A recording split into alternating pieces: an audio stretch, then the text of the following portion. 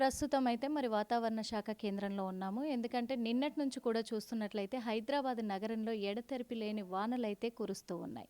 మరి మొన్నటి వరకు చూసుకున్నట్లయితే వాతావరణ శాఖ నిపుణులు అసలు ఈ మధ్య కాలంలో వర్షాలు లేవు. ఉష్ణోగ్రతే పెంచే అవకాశం ఉంది, పెరిగే అవకాశం ఉంది కాబట్టి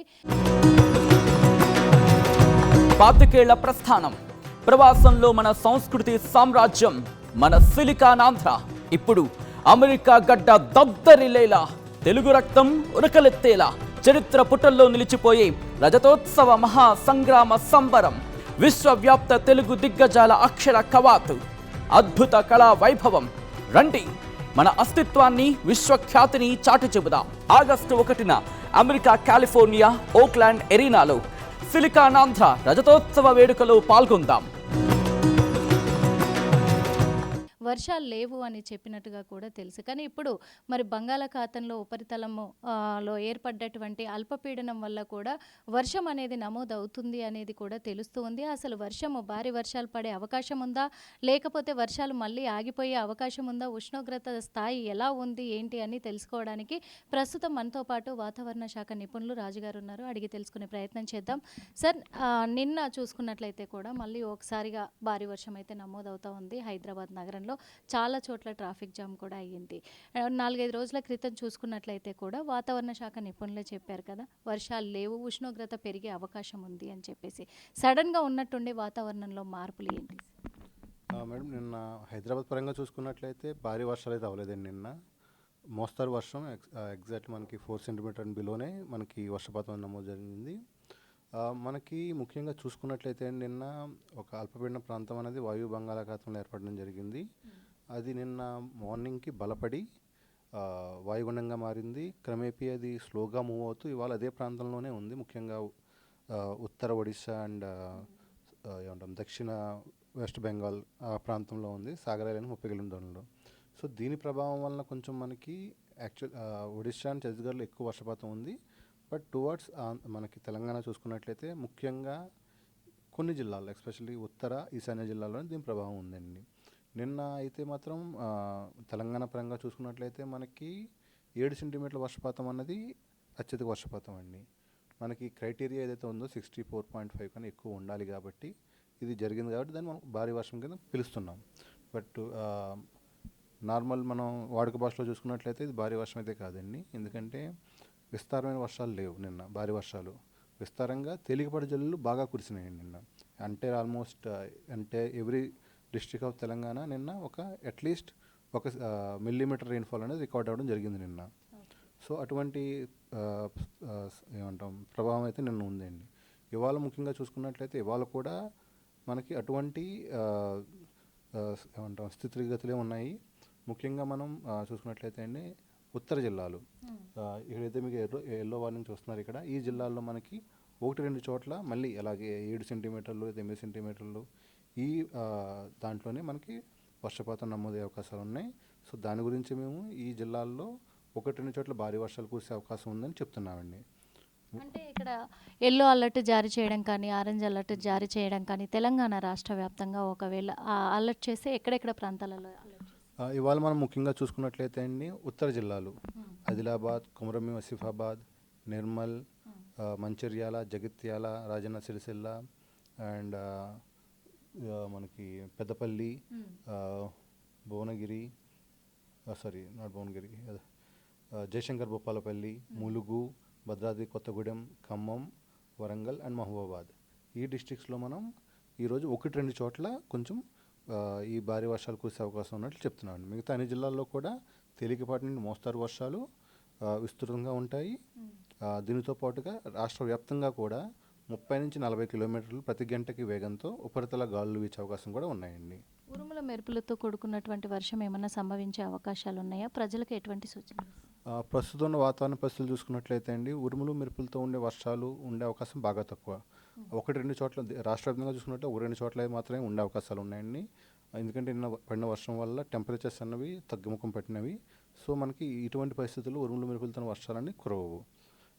ప్రజలపరంగా చూసుకుంటే ముఖ్యంగా ఎక్కడైతే మనం భారీ వర్షాలు ఇవ్వడం జరిగిందో అక్కడ ప్రజలు కొంచెం అప్రమత్తంగా ఉండాలండి. ఎందుకంటే భారీ వర్షంతో పాటుగా 34 కిలోమీటర్ల వేగంతో ఎదురుగాలులు ఉన్నాయి. సో దీని వలన ఏంటంటే కొంచెం తేలికపాటి వస్తువులు ఏమైనా ఉంటే అవి కొంచెం గాలికి ఎగిరిపోయే అవకాశాలు ఉంటాయి. సో ప్రజలు ఆ విధంగా అప్రమత్తంగా ఉన్నారు. వీటితో పాటుగా కొన్ని పంటలు ఇప్పుడు పంట కొంచెం ఎదిగే దశలో ఉండే పంటలు కూడా కొంచెం తలవాల్చే అవకాశాలు ఉంటాయండి.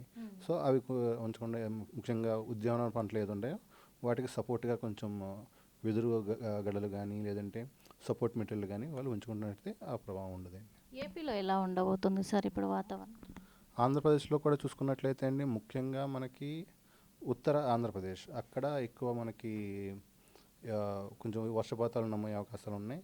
దక్షిణాంధ్ర అండ్ మధ్య ఆంధ్ర అండ్ రాయలసీమలో చూసుకున్నట్లయితే 1-2 చోట్ల ఉరుములు మెరుపులతో గాలితో పాటు ముఖ్యంగా అక్కడ మనకి even hot and humid weather అంటే వేడి ఉక్కపోత వాతావరణం కూడా ఉండే అవకాశాలు ఎక్కువ కనిపిస్తున్నాయండి అక్కడ.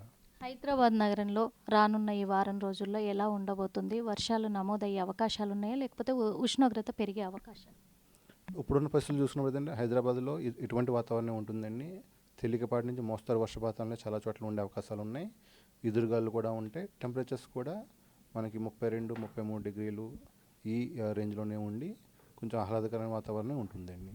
హైదరాబాద్ పరంగా చూసుకున్నట్లయితే భారీ వర్షాలు అయితే అవ్వలేదండి నిన్న.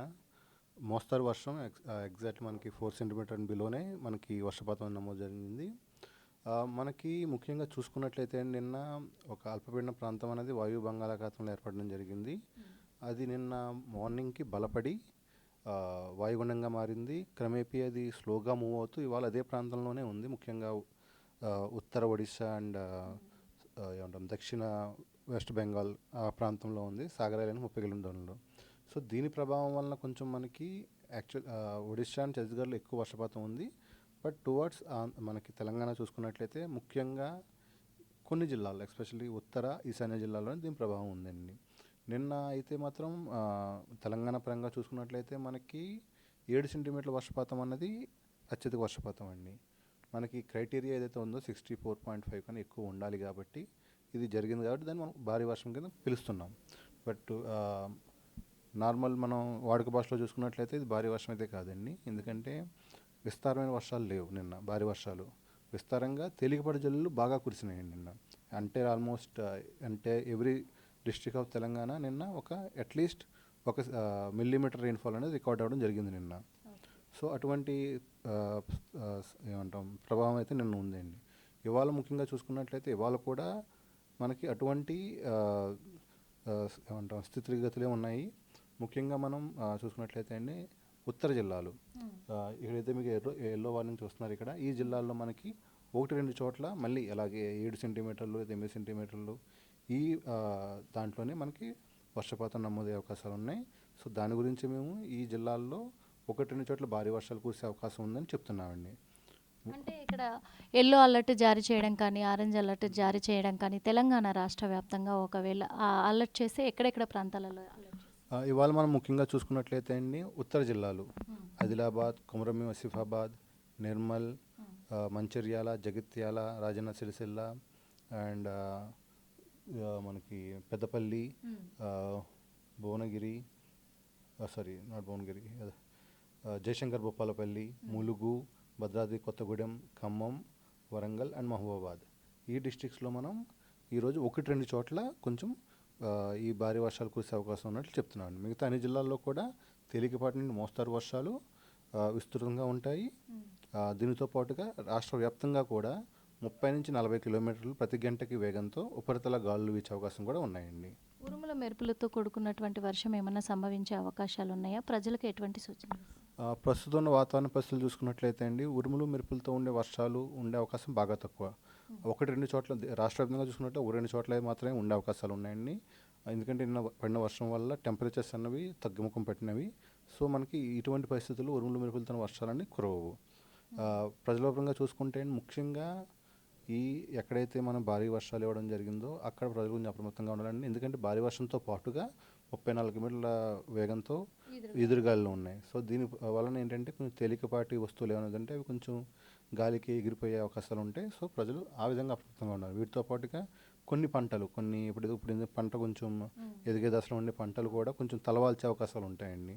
సో అవి ఉంచకుండా ముఖ్యంగా ఉద్యానవన పంటలు ఏది ఉంటాయో వాటికి సపోర్ట్గా కొంచెం గడలు కానీ లేదంటే సపోర్ట్ మెటీరియల్ కానీ వాళ్ళు ఉంచుకున్నట్లయితే ఆ ప్రభావం ఉండదండి.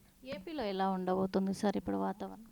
ఆంధ్రప్రదేశ్లో కూడా చూసుకున్నట్లయితే అండి, ముఖ్యంగా మనకి ఉత్తర ఆంధ్రప్రదేశ్ అక్కడ ఎక్కువ మనకి కొంచెం వర్షపాతాలు నమోదే అవకాశాలు ఉన్నాయి. దక్షిణాంధ్ర అండ్ మధ్య ఆంధ్ర అండ్ రాయలసీమలో చూసుకున్నట్లయితే ఒకటి రెండు చోట్ల ఉరుములు మెరుపులతో గాలులతో పాటు ముఖ్యంగా అక్కడ మనకి ఈవెన్ ఏమంటారు హాట్ అండ్ హ్యూమిడ్ వెదర్ అంటే వేడి ఉక్కపోత వాతావరణం కూడా ఉండే అవకాశాలు ఎక్కువ కనిపిస్తున్నాయండి అక్కడ. హైదరాబాద్ నగరంలో రానున్న ఈ వారం రోజుల్లో ఎలా ఉండబోతుంది? వర్షాలు నమోదయ్యే అవకాశాలు ఉన్నాయా, లేకపోతే ఉష్ణోగ్రత పెరిగే అవకాశాలు? ఇప్పుడున్న పరిస్థితులు చూసుకున్నప్పుడు హైదరాబాద్లో ఇటువంటి వాతావరణం ఉంటుందండి. తేలికపాటి నుంచి మోస్తరు వర్షపాతాలనే చాలా చోట్ల ఉండే అవకాశాలు ఉన్నాయి.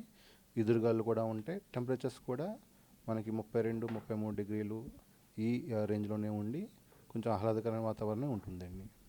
చూసాం కదా, మరి హైదరాబాద్ నగరంలో కావచ్చు, తెలంగాణ రాష్ట్ర వ్యాప్తంగా కూడా మరి ఇలాగే తేలికపాటి వర్షాలతో ఉంటుంది. వాతావరణం కూడా చల్లని వాతావరణమే ఉండబోతుంది ఇంకో 2-3 రోజులు కూడా అని చెప్పేసి వాతావరణ శాఖ నిపుణులు అయితే తెలియజేస్తున్నారు. ఏది ఏమైనప్పటికీ హైదరాబాద్ నగరంలో కొంచెం అంటే చిరుజల్లుల వర్షం కురిసినప్పటికీ కూడా రోడ్ల మీద మాత్రము నదులు పారినట్టే వాటర్ పారుతూ ఉంటాయి. కాబట్టి హైదరాబాద్ నగర వాసులు ఖచ్చితంగా కూడా కొద్దిగా అప్రమత్తంగా ఉండాలి అని చెప్పేసి సూచిస్తున్నట్టుగా కూడా తెలుస్తోంది వాతావరణ శాఖ నిపుణులైతే. మరి కెమెరామెన్ మధుతో నిర్మల, RTV.